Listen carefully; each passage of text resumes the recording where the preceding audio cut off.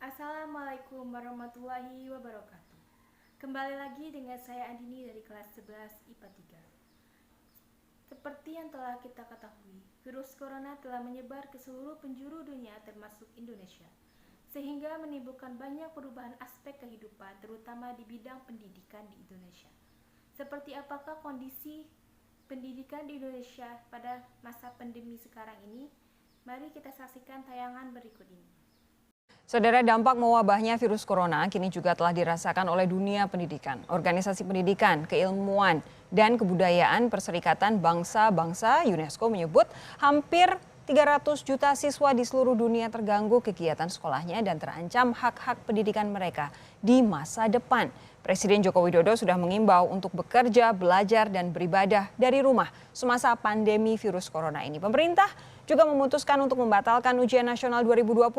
Seberapa besar dampak virus corona terhadap dunia pendidikan di Indonesia dan efektifkah langkah belajar dari rumah yang sudah berjalan selama ini? Terima kasih Anda masih bersama kami di Sapa Indonesia Malam. Pak Erlangga, silakan langsung direspons tadi pernyataan baik dari Ibu Unifa dari PGRI dan juga Bu Ella, salah satu perwakilan orang tua murid. Ya, keluh kesah semacam itu memang terdengar kemana-mana dan memang kita memahami atau memaklumi kondisi semacam itu. Tapi memang kalau kita baca atau kita lihat surat edaran Mendikbud nomor 4 tahun 2020 bahwa proses pembelajaran dari rumah atau di rumah itu memang lebih ke arah bagaimana memaknai proses pendidikan atau proses pembelajaran itu sendiri. Jadi tidak target kurikulum ya atau target untuk memperoleh skor tertentu, target untuk konten-konten pembelajaran ya. Tapi sebenarnya ini adalah situasi tertentu yang memang harus dilakukan semacam itu ya sehingga kemudian partisipasi. Ini kan pendidikan itu kan adalah milik kita semua. Ya. Nah, selama ini barangkali mungkin pendidikan terlalu diserahkan kepada guru atau kepada sekolah. Nah, ini saatnya yang tepat bagaimana ada peran serta orang tua. Lalu juga peran serta dari anggota-anggota keluarga yang lain juga ya. Jadi memang di sini butuh waktu atau butuh penyesuaian. Lalu juga memang kalau barangkali mungkin memang proses pembelajaran antara guru dengan siswa itu memang tidak bisa digantikan secara total ya. Ini proses pembelajaran jarak jauh atau proses pembelajaran daring itu memang salah satu metode saja yang bisa dijadikan untuk bisa terjadinya proses pembelajaran. Tapi memang untuk penguatan karakter dan lain sebagainya itu memang perlu ada interaksi antara guru dengan murid ya. Lalu kemudian barangkali juga ini buat evaluasi kita semua juga bahwa barangkali mungkin di sekolah ya proses pembelajaran yang terjadi apakah siswa diajarkan untuk cara berpikir yang kreatif, cara berpikir yang kritis ya di dalam menghadapi berbagai macam situasi. Baik. Jadi kalau misalnya memang anak-anak atau siswa yang memang sudah terbiasa dengan cara berpikir kreatif ya lalu kemudian gurunya juga memang terbiasa dengan modifikasi atau inovasi pembelajaran, tentu dengan situasi semacam ini guru juga bisa menyesuaikan ya bagaimana proses pembelajaran apa yang kira-kira bisa tepat. Oke. Ya. Bu, sebentar sebelum saya minta tanggapan dari Bu Unifa, ini kami hadirkan jadi jumlah anak Indonesia yang harus terdampak gara-gara pandemi corona, saudara. Siswa ada 28,6 juta, ini termasuk 8,3 juta peserta ujian nasional, lalu gurunya adalah 2,6 juta. Kemudian, ini adalah grafis tentang pendidikan di tengah pandemi corona, ini tepatnya di dunia. Jadi saat ini ada penutupan sekolah di 166 negara. Yang terdampak anak dan remaja jumlahnya 1,52 miliar anak dan remaja dan 60,2 juta guru. Ini yang terdampak di seluruh dunia gara-gara pandemi corona.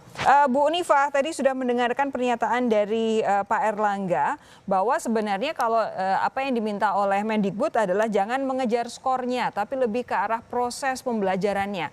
Jangan-jangan ada paradigma yang terbalik begitu di guru-guru sehingga mungkin merasa kesulitan, Bu Unifa? Ya betul. Tadi dari awal saya sudah katakan bahwa saat ini itu kita memindahkan cara berpikir dari yang konten oriented kepada proses. Kepada proses ini tentu saja memerlukan upaya-upaya. Karena selama ini kalau dilihat dari struktur kurikulum, kalau dilihat dari cara pelatihan, semuanya masih konten. Sekarang guru dituntut. Bisa dibayangkan guru itu ada macam-macam levelnya. Ada guru yang sudah sangat open-minded, ada yang guru yang sudah sangat memahami tentang IT, ada guru yang sangat terisolasi, jadi dia harus mencari cara sendiri. Tapi baiknya adalah bahwa dengan cara seperti ini, bahwa para guru sekarang melakukan solidaritas untuk berbagi satu sama lain, bagaimana proses ini bisa berlangsung dengan baik. Tapi begini, Bu Unifah, sebentar. Apakah kemudian soal bagaimana cara mengajar ini harus ada guidance-nya dari Kemendikbud atau sebenarnya guru bisa menciptakan itu sendiri? Ada dua, ya. Guru sendiri sebenarnya ada sebagian guru dan berbagi guru menciptakan guidance. Seperti yang sedang kami lakukan bersama komunitas yang lain. Kami terus melakukan guidance untuk teman-teman bagaimana proses pembelajaran yang itu. Satu. Kedua, kami hari ini mengirim surat ke Kemdikbud, Mas Erlangga tolong kami mengirim surat kepada Kemdikbud agar memohon agar ada guidance. Masalahnya adalah, bentar Mbak Sofi, izin sedikit lagi. Masalahnya adalah kami percaya bahwa kita ini sedang menghadapi sebuah situasi di mana kita tidak berorientasi kepada konten, tetapi berorientasi kepada proses. Baik. Nah, masalahnya adalah jangan sampai nanti ada penilaian guru di ujung bahwa guru kok mana capaian kurikulum standar isi belum tercapai. Jangan sampai nanti di ujung begitu, nanti akan menyulitkan guru gitu. Ya, jadi harus konsisten itu. Sebelum saya kasih kesempatan ke Pak Erlangga, saya mau ke Mbak Novita terlebih dahulu. Mbak Novita, ini Anda tadi juga sudah mendengarkan dari dua sisi. Ada guru yang tidak banyak yang memang harus diakui belum siap dengan pola pengajaran yang baru ini karena memang semuanya juga serba mendadak. Lalu juga orang tua yang selama ini tampaknya juga menganggap sekolah itu sebagai tempat penitipan anak begitu. Menurut Anda bagaimana Mbak Novita? Kalau saya melihat bahwa semua yang terjadi saat ini tidak ada yang pernah memprediksikan. Betul. Pandemik yang terjadi dengan COVID-19 ini terjadi seluruh dunia.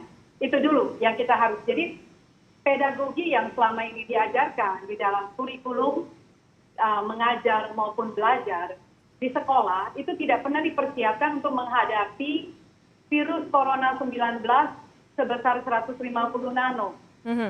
Itu dulu. Jadi ini tiba-tiba dan serentak seluruh dunia mengalami hal yang ini. Semua panik, semua stres, semua cemas, semua khawatir. Itu pasti. Termasuk guru. Guru yang selama ini yang ada, saya yakin sekali saat ini guru-guru saya bisa katakan 90% tidak siap untuk menghadapi pandemi ini. Dan juga mesti diingat, guru juga punya anak. Ya. Guru juga punya keluarga. Betul. Guru juga mengajar anaknya dari rumah. Jadi dia juga punya tugas untuk mengajarkan anaknya untuk mendampingi. Jadi memang tidak ada SOP. Jadi kalau buat saya, yang pertama yang harus dilakukan, baik guru maupun orang tua adalah menerima bahwa pandemik ini, wabah ini terjadi seluruh dunia, tidak ada yang pernah merencanakan. Kita berdamai dulu bahwa ini bagian daripada sejarah, 100 tahun sekali terjadi, seperti 100 tahun yang lalu dengan flu pandemik Spanyol, flu Spanyol ini, dan 100 tahun kan nggak ada yang hidup 100 tahun ini. Jadi tidak ada orang yang pernah mengalaminya. Dulu 200 tahun yang lalu flu influenza itu terjadi dengan yang sekarang mungkin dengan obat di warung kita bisa sembuh. Tapi dulu jutaan orang yang meninggal. Jadi kalau buat saya karena kita tidak pernah mengalaminya ini, kita berdamai dulu. Guru berdamai dengan keadaan, menerima ini sebagai pandemik, orang tua juga seperti itu. Jadi pada saat berdamai dengan lingkungan, dengan keadaan ini, kita bisa berdamai dengan diri sendiri. Betul. Karena dampaknya pada saat kita tidak berdamai dengan keadaan ini, kita tidak berdamai dengan diri sendiri tentunya. Stres ya, pasti ya. Kita akan stres, Ya. kita akan cemas, kita akan khawatir, dan itu berdampak apapun yang kita lakukan. Mau mengajar, mau diajar, mau bekerja dari rumah, di quote and quote akan menganggap diri itu di penjara. Stressfulnya ini, apalagi kalau yang hidup dengan banyak orang, yang banyak terjadi di masyarakat kita, bersentuhan dan terjadi pertengkaran, dan di mana-mana konseling online saya banyak sekali terjadi kekerasan di dalam rumah tangga, terjadi kekerasan terhadap anak, terjadi banyak hal yang sebelumnya itu tidak terjadi. Jadi kalau buat saya psikosomatisasinya terjadi bukan hanya orang tua tapi juga termasuk guru. Jadi karena itu UN itu dibatalkan untuk 2020. Karena kita sudah tahu juga bahwa sebenarnya UN itu bukan menjadi syarat kelulusan ataupun seleksi masuk jenjang pendidikan yang lebih tinggi. Jadinya setelah kami timbang pro dan kontranya ini, kami rasa di Kemendikbud bahwa lebih banyak resikonya daripada benefitnya untuk melanjutkan UN. Ada beberapa hal tambahan yang untuk diumumkan. Yang pertama adalah artinya ujian sekolah itu masih bisa dilakukan oleh masing-masing sekolah, ujian kelulusan sekolah. Tapi tidak diperkenankan untuk melakukan tes tatap muka yang mengumpulkan siswa dalam ruangan kelas. Ini tidak boleh dilakukan. Jadi ujian sekolah bisa diadministrasi, ada berbagai macam opsi. Sekolah bisa melaksanakan ujian sekolah misalnya melalui online kalau mau, ataupun dengan angka dari nilai 5 semester terakhir. Itu adalah opsi yang bisa ditentukan oleh masing-masing sekolah. Dan ujian sekolah tersebut tidak kami paksa untuk mengukur ketuntasan seluruh capaian kurikulum bahkan sampai semester terakhir. Yang mungkin banyak sekali sekolah-sekolah yang dengan online tapi sekarang belum optimal, jadi kami tidak memaksakan bahwa ujian sekolah itu harus mengukur ketuntasan capaian kurikulum sampai semester terakhir ini yang terdampak oleh bencana COVID dan terdisrupsi pembelajaran. Untuk video pertama dapat kita lihat, rumitnya penanganan wabah ini membuat para pemimpin dunia menerapkan kebijakan yang super ketat untuk memutus mata rantai penyebaran COVID-19. Social distancing menjadi pilihan berat bagi setiap negara dalam menerapkan kebijakan untuk pencegahan penyebaran COVID. Karena kebijakan ini berdampak negatif terhadap segala aspek kehidupan. Tak terkecuali bidang pendidikan ikut juga terdampak kebijakan ini. Keputusan pemerintah yang mendadak dengan meliburkan atau memindahkan proses pembelajaran dari rumah atau madrasah menjadi di rumah, membuat kelimpungan banyak pihak. Untuk video yang kedua, peralihan cara pembelajaran ini memaksa berbagai pihak untuk mengikuti alur yang sekiranya bisa ditempuh agar pembelajaran dapat berlangsung, dan yang menjadi pilihan adalah dengan pemanfaatan teknologi sebagai media pembelajaran daring. Lalu, efektifkah belajar dari rumah dengan menggunakan sistem daring? Kalau berbicara masalah efektivitas, sangat beda jauh dengan KBM secara langsung, karena materi yang disampaikan belum tentu bisa dipahami semua siswa, dan ada keterbatasan untuk tanya jawab, serta tidak semua siswa punya handphone sehingga mereka tidak tahu cara mengerjakan tugas. Selain itu, mengajar secara daring sistem ini hanya efektif untuk memberi penugasan. Hanya karena tugas ini diberikan ketika siswa akan masuk, ada kemungkinan siswa mengerjakannya sangat lambat dan sehingga ada penumpukan. Banyak faktor yang menghambat terlaksananya efektivitas pembelajaran daring. Yang pertama, penguasaan teknologi yang masih rendah. Harus diakui bahwa tidak semua guru tahu teknologi, terutama guru generasi X yang pada masa mereka penggunaan teknologi belum begitu masif. Tapi itu bukan menjadi alasan, karena mereka pasti mampu. Prinsipnya, guru adalah manusia pembelajar yang harus selalu siap menghadapi perubahan zaman. 2. Keterbatasan sarana dan prasarana. Kepemilikan perangkat pendukung teknologi juga menjadi masalah tersendiri, karena tidak semua siswa memiliki alat telepon seluler tersebut. Yang ketiga, jaringan internet. Pembelajaran daring tidak bisa lepas dari penggunaan jaringan internet.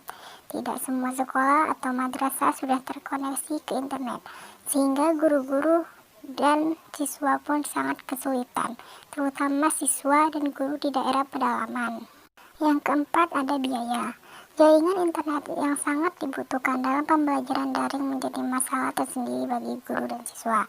Kuota yang dibeli untuk kebutuhan internet menjadi melonjak, dan banyak di antara guru juga orang tua siswa yang tidak siap untuk menambah anggaran dalam menyediakan jaringan internet.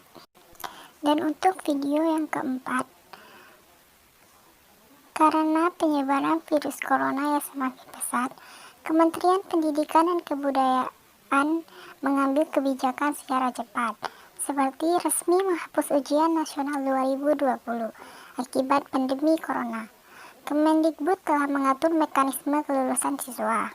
Dengan dibatalkannya UN tahun 2020, maka keikutsertaan UN tidak menjadi syarat kelulusan atau seleksi masuk jenjang pendidikan yang lebih tinggi.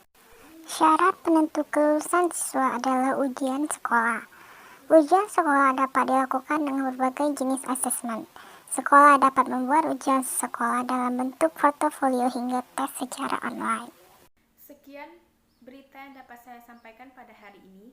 Saya akhiri. Wassalamualaikum warahmatullahi wabarakatuh. Sampai jumpa.